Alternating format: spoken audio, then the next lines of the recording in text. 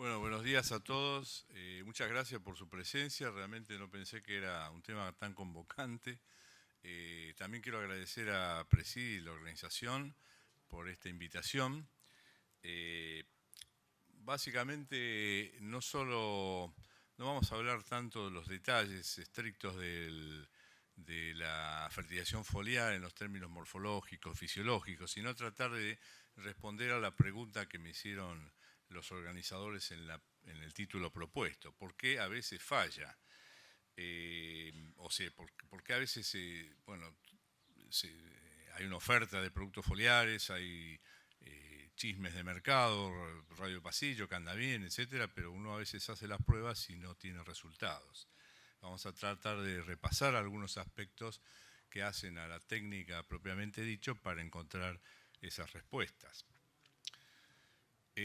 Acá me tomo una definición de lo que es fertilización foliar y busqué también agrandarla un poco desde el punto de vista de que fertilización se refiere a nutrientes en el 99% de los casos, pero la realidad de mercado, sobre todo, y científica en su momento, es decir, va creciendo, está diciéndonos que hay muchos productos que no son nutricionales, no son nutrientes propiamente dichos, sino que son genéricamente llamados bioestimulantes, o estimulantes, o antiestresantes, o que generan algún tipo de respuesta en las plantas que conducen eventualmente a una mejor performance del cultivo, ya sea porque le previene algún tipo de estrés o le da una mejor potenciación al uso de fertilizantes, etcétera.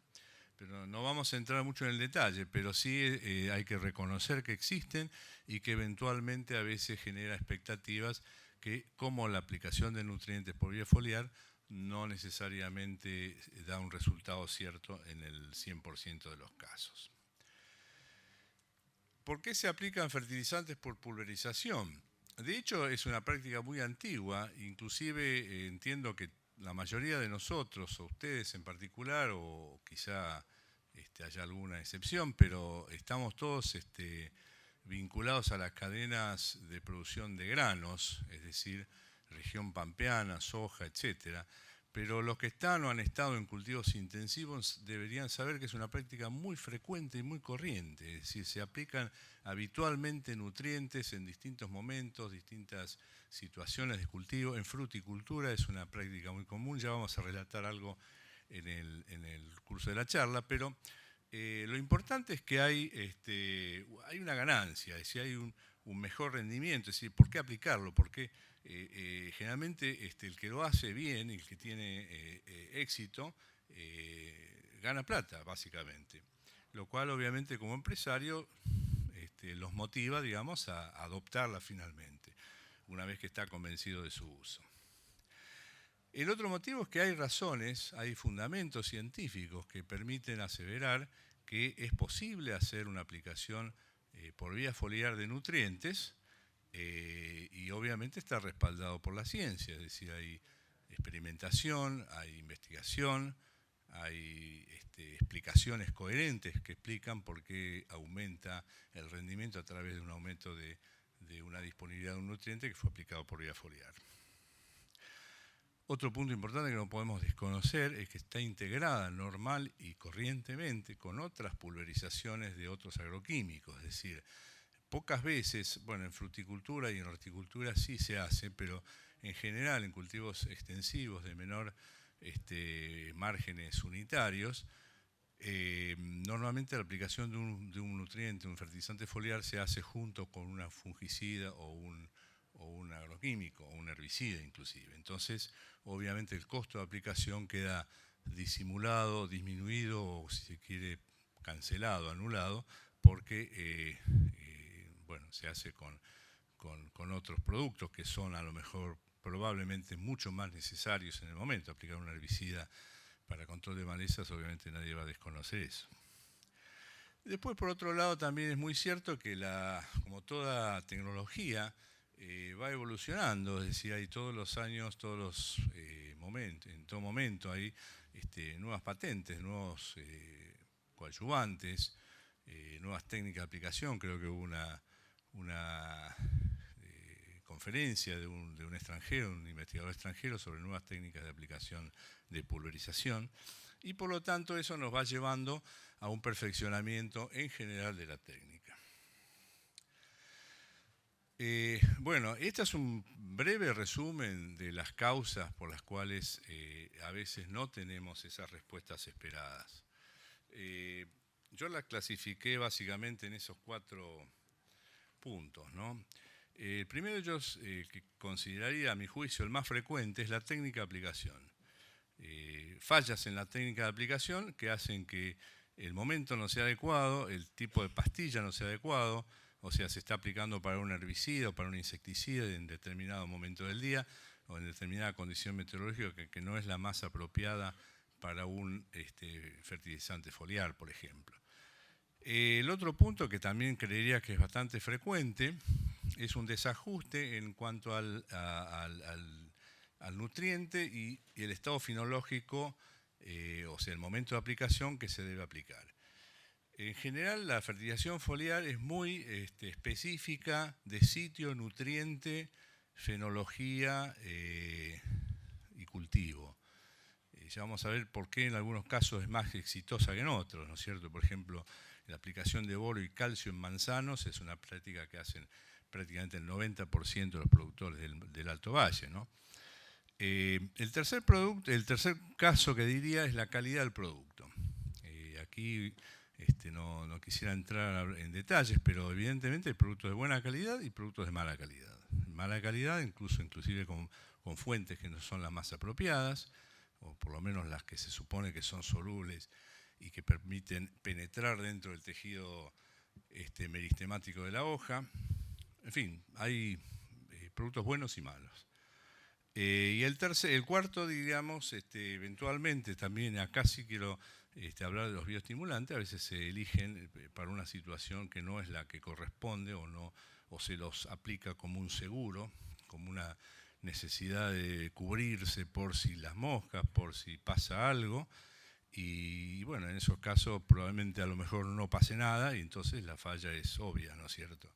Es decir, uno aplica un antiestresante porque espera que una condición de déficit hídrico le tira abajo el rinde, entonces de esa manera la planta estaría mejor preparada.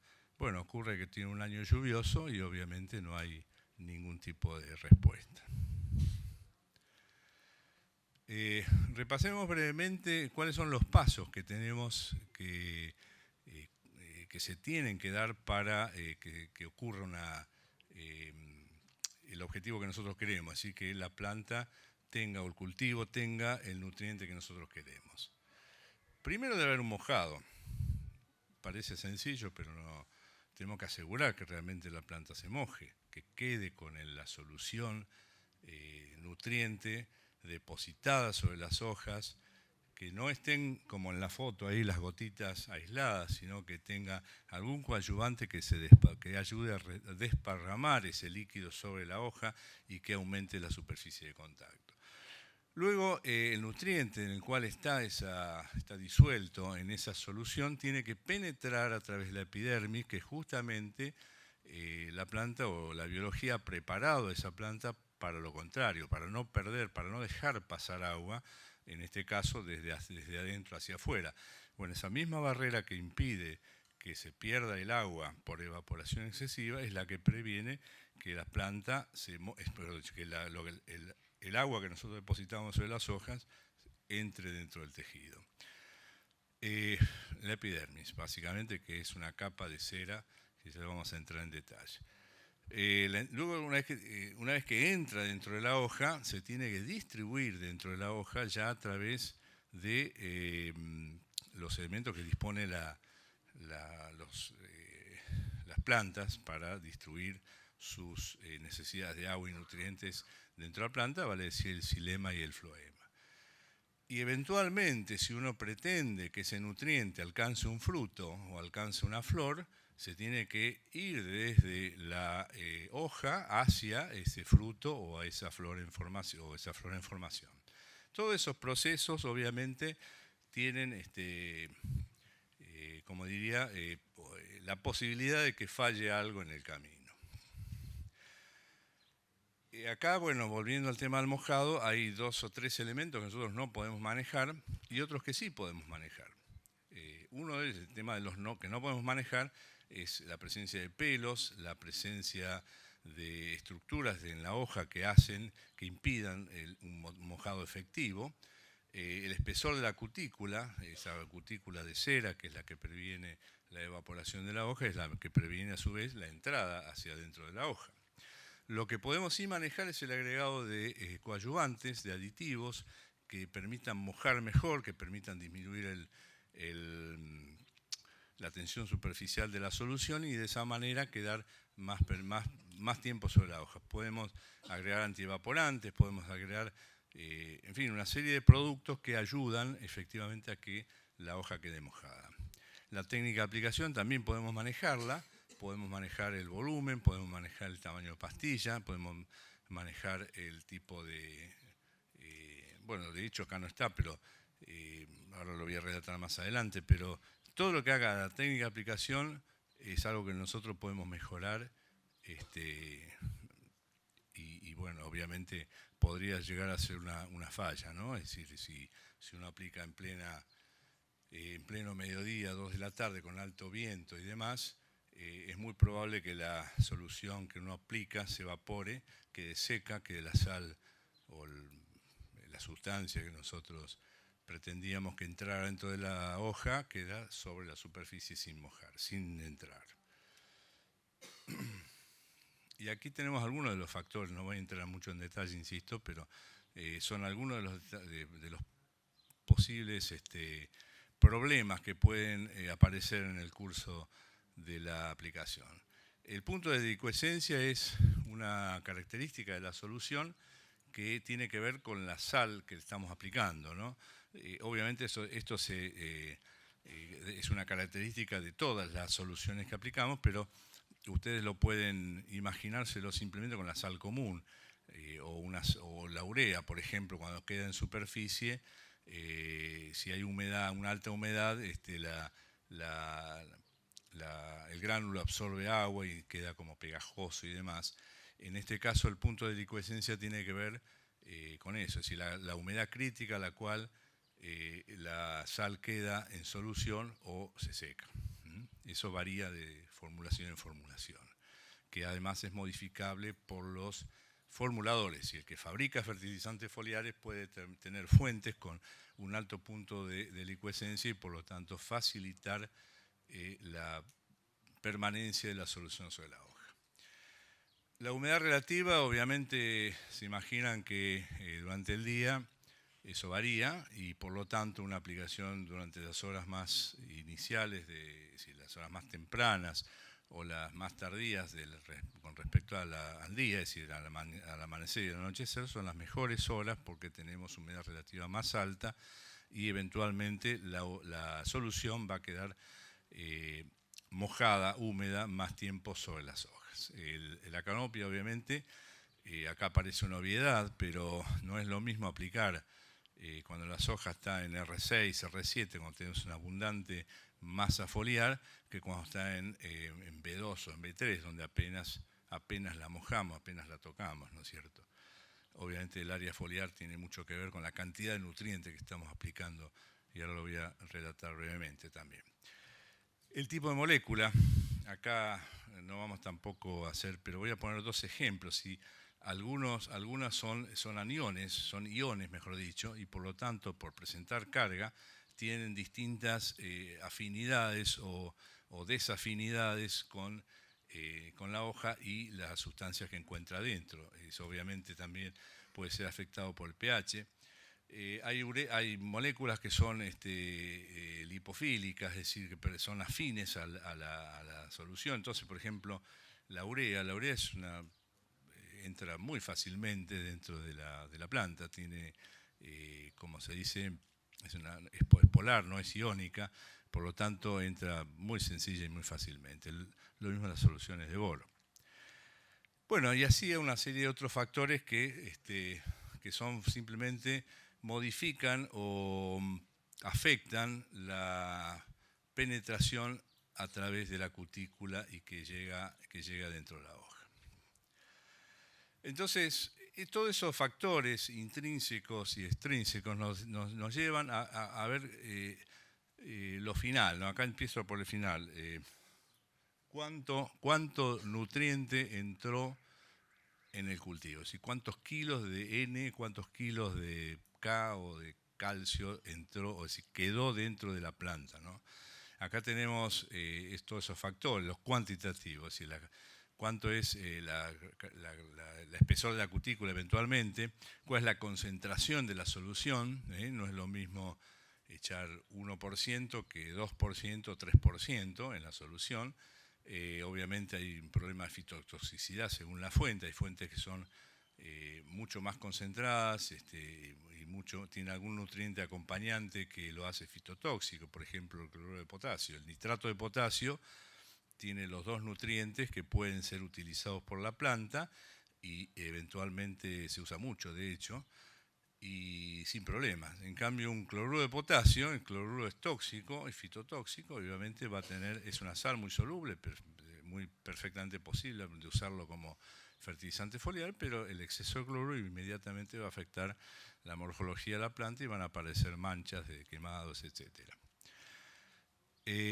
Bueno, eventualmente nos lleva a eso, a cuánto de la solución se retiene la planta, es decir, sujeta la hoja en cuanto se moja, digamos, que a su vez va a depender de la densidad de la plantación, de la canopia, y bueno, eventualmente todos esos números nos llevan al número final, es decir, cuántos kilos o cuál es la unidad o la cantidad, perdón, de nutrientes que queda por unidad de área foliar.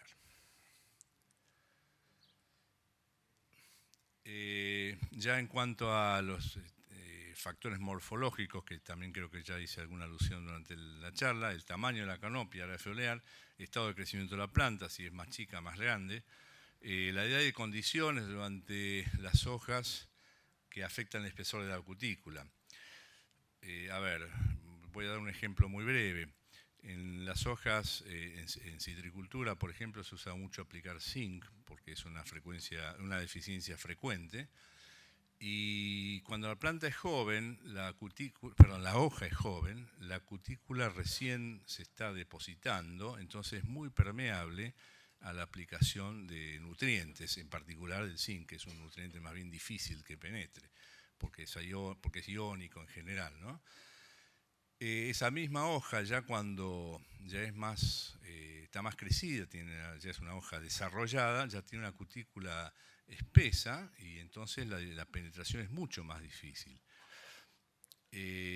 Lo mismo podríamos decir, no es exactamente, pero estoy infiriendo que en la hoja de maíz, donde uno pretende aplicar zinc por vía foliar, también tiene diferencias de espesor en la cutícula si la hoja es joven o si la hoja es más madura. Obviamente la hoja más joven va a tener menor deposición de cutícula y va a ser mucho más permeable a la aplicación de zinc.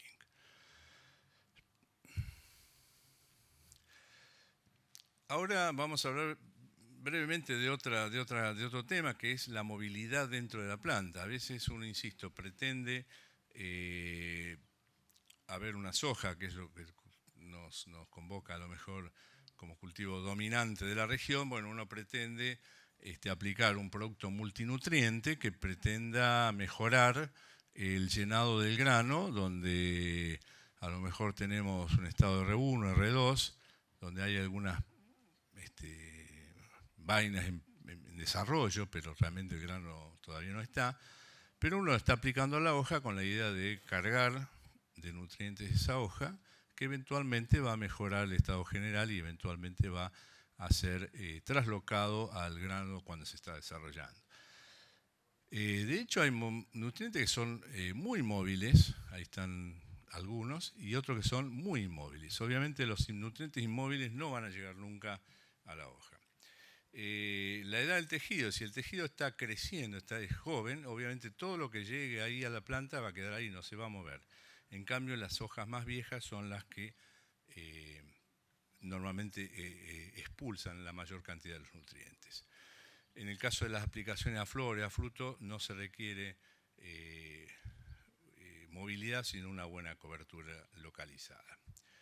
Bueno, finalmente la justificación económica, uno preferiría tomar decisiones sobre la base del conocimiento previo, experimental, de costos y beneficios relativos, y a veces no los tenemos esa información y por lo tanto no tenemos elementos como para decidir con certeza, con seguridad como quisiéramos.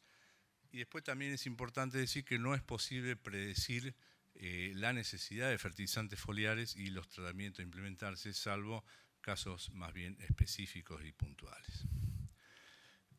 Bueno, el tema de los diagnósticos, obviamente, si no hay limitantes de suelo que deban superarse, normalmente no hay una necesidad de una necesidad de fertilización foliar. Si no hay deficiencias transitorias o de corto plazo, tampoco tenemos esa necesidad de aplicar. Muchas veces se aplica por alguna de estas fallas que estamos diciendo muy poca cantidad de nutrientes. Estamos hablando de 2-3 kilos por hectárea y eso a veces es más que insuficiente para causar una diferencia en el rendimiento. Bueno, finalmente la interacción e incertidumbre realmente pueden afectar el mojado y la penetración. Bueno, brevemente los casos de adopción. Nitrógeno en trigo y cebada para aumento de porcentaje de proteínas, potasio en soja y algodón, quizá no es el caso aquí, pero sí en algodón, en otros lugares es muy común, se usa extensivamente para mejorar la fijación de las cápsulas y en el caso del potasio para mejorar el transporte de fotosintatos al grano, ¿no? El zinc en maíz y en arroz para superar deficiencias temporarias, boro y manganeso en soja en Brasil es más que comunes. En fruticultura hay muchos ejemplos, elegí algunos locales casi, hierro y magnesio en viñedos, boro, zinc y calcio en manzanos y peras y zinc y manganeso en cítricos. Micronutrientes para horticultura, en general calcio se usa muchísimo, obviamente el calcio no es un micronutriente, pero se usa por vía foliar para prevenir la podredumbre apical. Y después multinutrientes con bioestimulantes y antiestresantes son de uso corriente. Bueno, estoy corto de tiempo, voy a tratar de acelerar un poquito lo final. Normalmente, ¿cuándo debemos aplicar fertilizantes foliares? Básicamente cuando la demanda es superior a la capacidad que tiene el cultivo para absorberlo del suelo.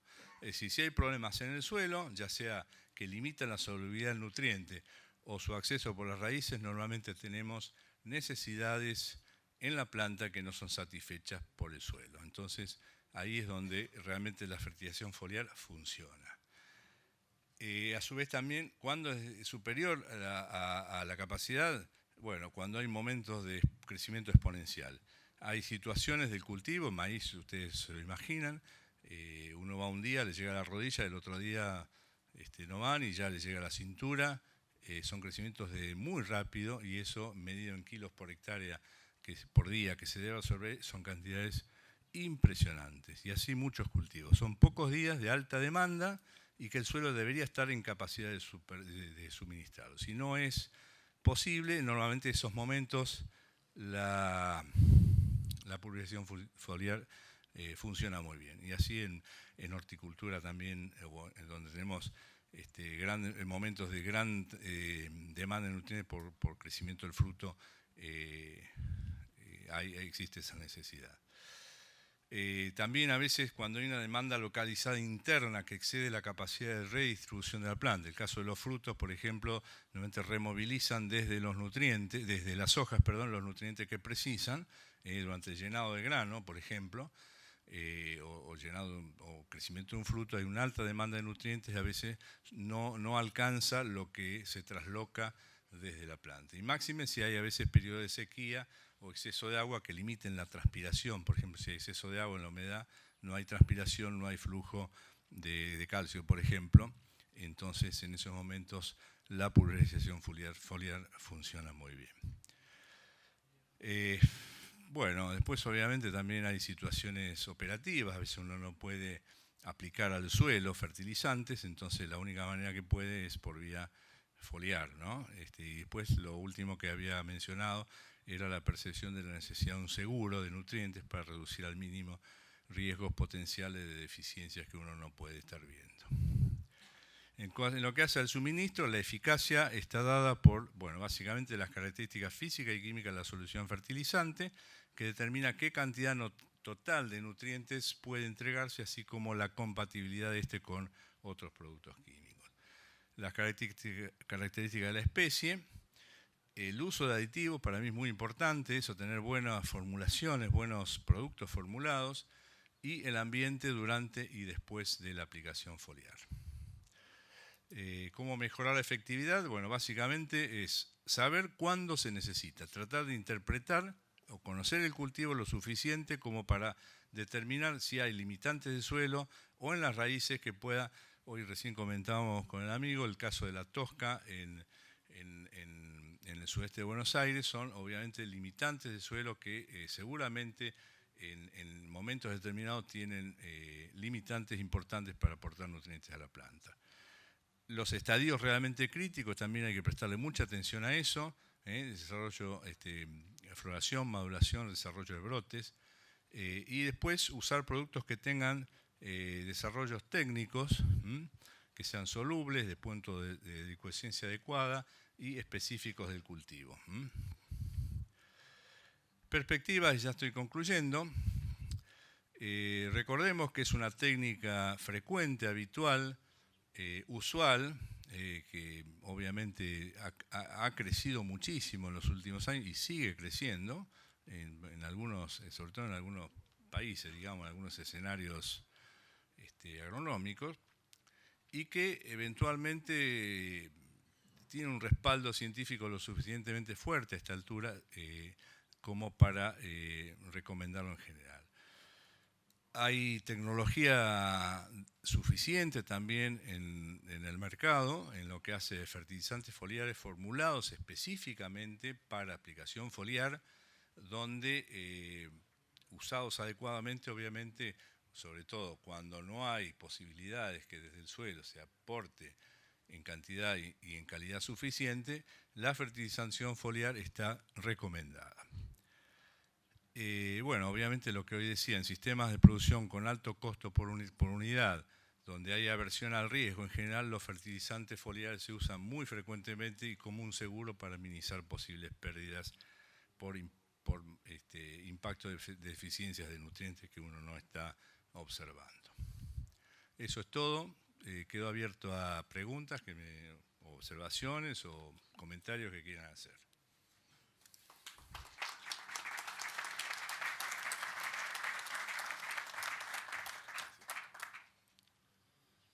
Bueno, gracias, Ricardo.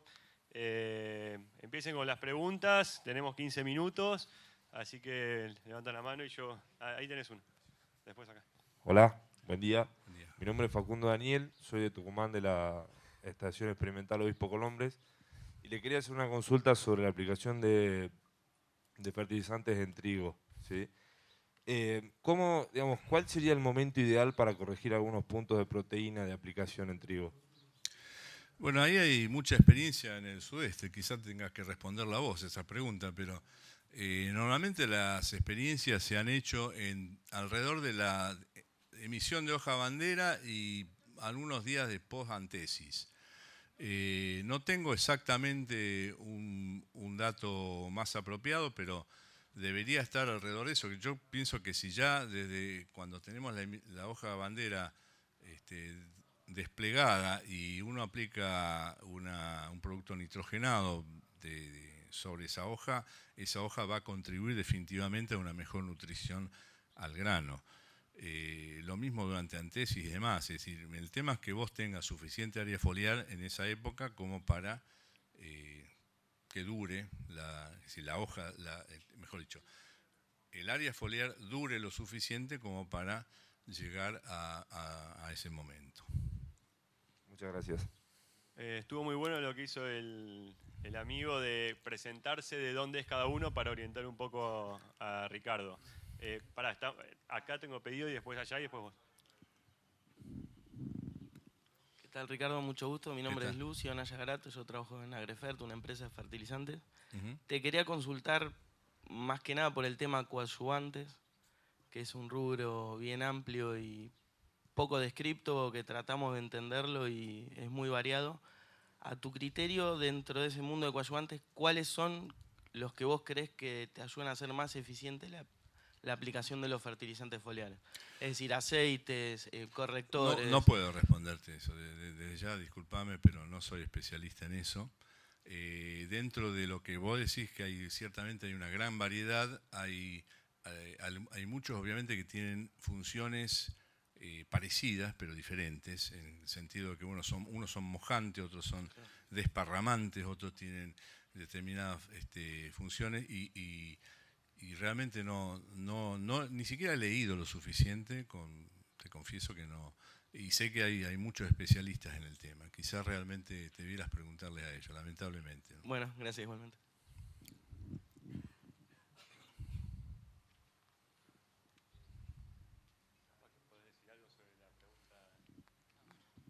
Ricardo, una consulta. Guillermo Divito del Sudeste, bonaerense. Hoy en día para nuestra zona, para aplicaciones tardías en trigo, hoja bandera, antesis, están recomendando en general varias empresas aplicaciones de dosis muy bajas de nitrógeno, del orden de 4 a 5 kilos, para levantar un 1% de proteína o valores similares. Estas dosis están muy por debajo del requerimiento para levantar ese punto de proteína. Y el argumento es que esa aplicación genera un mayor vigor en el crecimiento de la planta y una mayor absorción del N-edáfico. ¿Usted está de acuerdo con estas consideraciones? ¿Hay es una muy buena pregunta y realmente no es fácil de responder, porque ciertamente la planta está absorbiendo todo ese tiempo y lo único que uno hace por vía foliar es darla más cerca de donde va a ser usado, en este caso el grano. Yo creo que se puede aplicar mucho más que 4 kilos. Sé que hay experiencia de hasta 20 o 25 kilos por hectárea de urea aplicada por vía foliar. Digo urea puede ser otra formulación en general, pero también es bueno recordar que la mayoría, buena cantidad de las formulaciones con N en la fórmula es o urea o nitrato. Difícilmente haya sales amoniacales ahí, pero realmente habría que tener alguna experiencia en mano como para, pero me suena que es muy poco eso, ciertamente es muy poco. Podría ser mucho más, digamos. Si uno realmente, habría que también hacer el costo de beneficio porque 1 kilo cuesta, ¿no es cierto? Y 10 kilos también cuestan. Entonces, si a lo mejor lo que uno pretende es un punto de proteína y el punto de proteína vale tanto más, habría que hacer esa cuenta, ¿no? Pero también es cierto que, bueno, es vox populi, yo no soy especialista en trigo, pero sí sé que hubo mucho trigo que no se pudo vender por justamente no tenía proteína necesaria. Quizá haya que dar varias vueltas de rosca como para tener bien aceitada la técnica. Sé que se usa en general bastante, pero podría usarse mejor y más en términos de superficie tratada. Hola, ¿qué tal? Gonzalo también de allá de Tucumán, volviendo con el tema del trigo. En hoja bandera nosotros tenemos prácticamente muy bajo contenido de humedad de suelo. Nosotros, la producción de trigo se basa principalmente en la cantidad de agua que nosotros tenemos en el verano. Siempre, sí. Entonces, ¿a qué le daría yo más importancia? ¿Al contenido de humedad del suelo o a la cantidad de hoja, digamos, área foliar en el trigo? Entiendo que justamente es un factor muy favorecedor de tener una respuesta apropiada en términos de proteína, dado que no tenés suficiente agua en el suelo, no tenés suficiente flujo de transpiración y obviamente tenés la hoja receptiva para una aplicación. No sé qué tan generalizada está la práctica en la zona. Empezaría por hacer algún tipo de prueba tomando los ejemplos del sudeste y tratar de ir modificándolos a medida que por prueba y error, si se quiere, se va ajustando la técnica.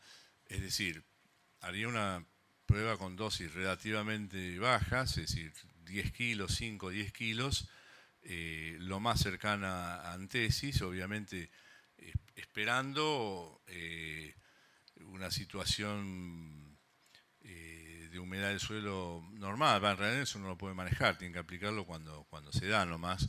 Y lo que sí haría énfasis es en la evaluación del resultado, ¿no? Es decir, realmente qué tanto estamos obteniendo, porque también hay problemas de otra índole en climas más cálidos en lo que hace a duración de área foliar, porque la senescencia se acelera y en ese sentido la capacidad de absorber nutrientes disminuye, ¿no? Muchas gracias.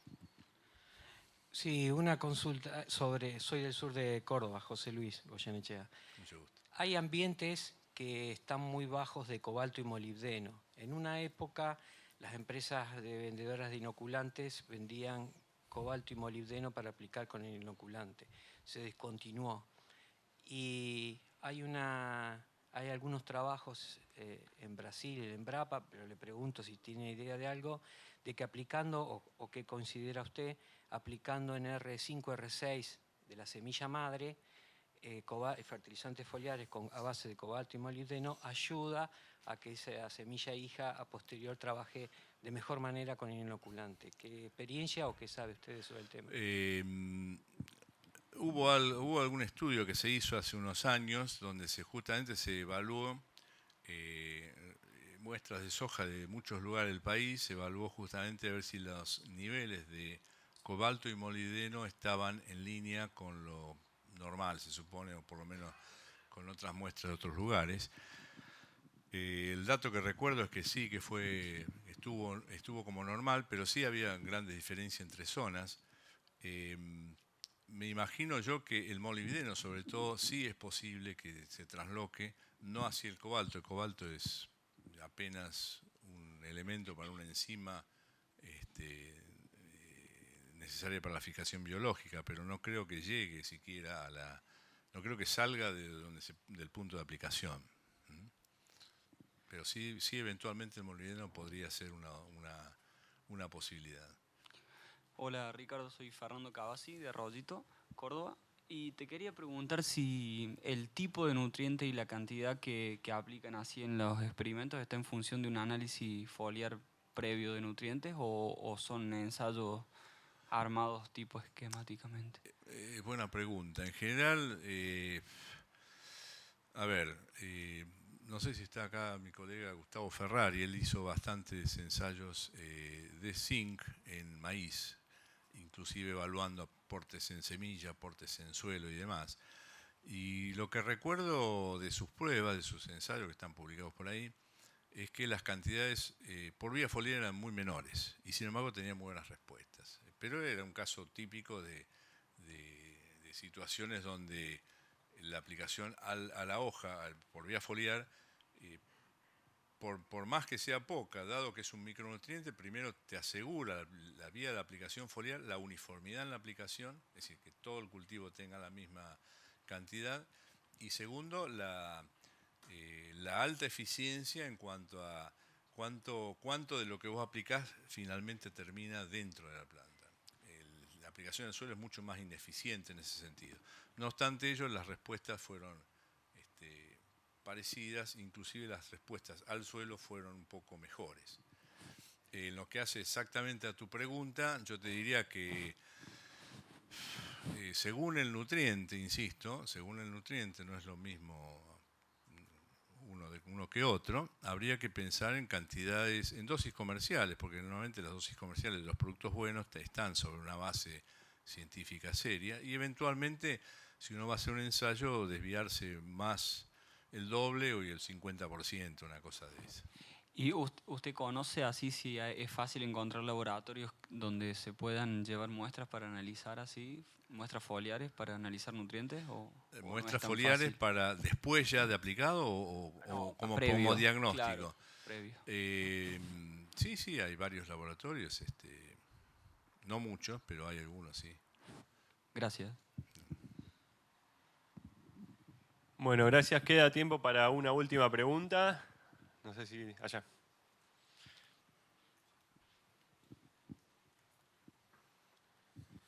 Hola Ricardo, Gabriel Frank de Villa Lisa, Entre Ríos. Trabajo en la producción arrocera, bueno, convivimos con soja y demás cultivos ahí en la zona. La idea es que me pregunto siempre en las formulaciones comerciales que tenemos disponibles, hay varias formulaciones que latadas, con aminoácidos. ¿Cuál han hecho alguna comparación? ¿Cuál es más eficiente? ¿Hay una diferenciación entre ellas?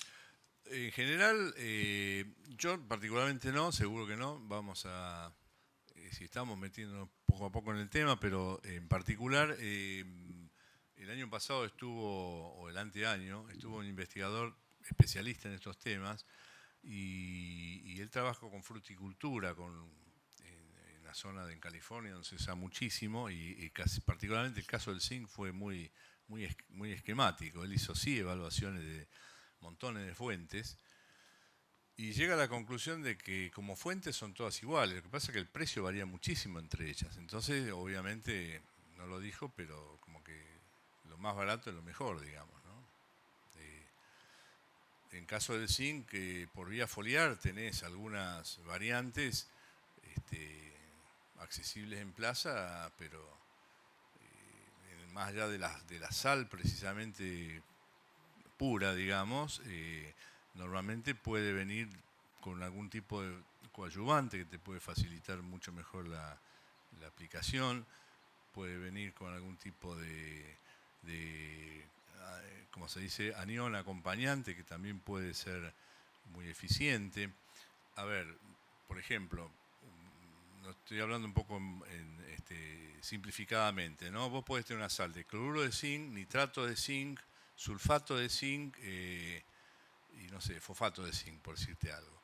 Esas 4 fuentes o esas 4 sales van a tener distintos puntos de delicuescencia, que te decía. Distintos capacidad de producir fitotoxicidad. Como te dije, el cloruro es tóxico y eventualmente vas a lograr una muy buena penetración a lo mejor, pero probablemente tengas un problema de fitotoxicidad. El sulfato es lo más popular, pero también el nitrato. El nitrato es mucho más caro, por ejemplo, pero las fuentes de sulfato de zinc son relativamente fáciles de conseguir.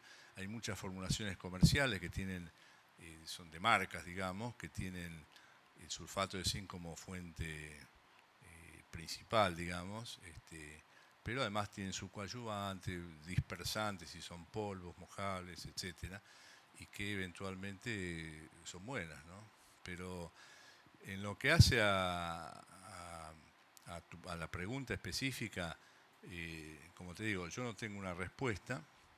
Quizá debieras hacer vos, de hecho debe haber varias. En Entre Ríos me consta que hay alguna experiencia incluso publicada en Fertilizar donde se evaluaron distintas fuentes de zinc, pero no las tengo en la cabeza ahora, pero debe haber información local que te pueda responder eso. Bueno, muchas gracias por venir, la calidad de las preguntas y a Ricardo un aplauso.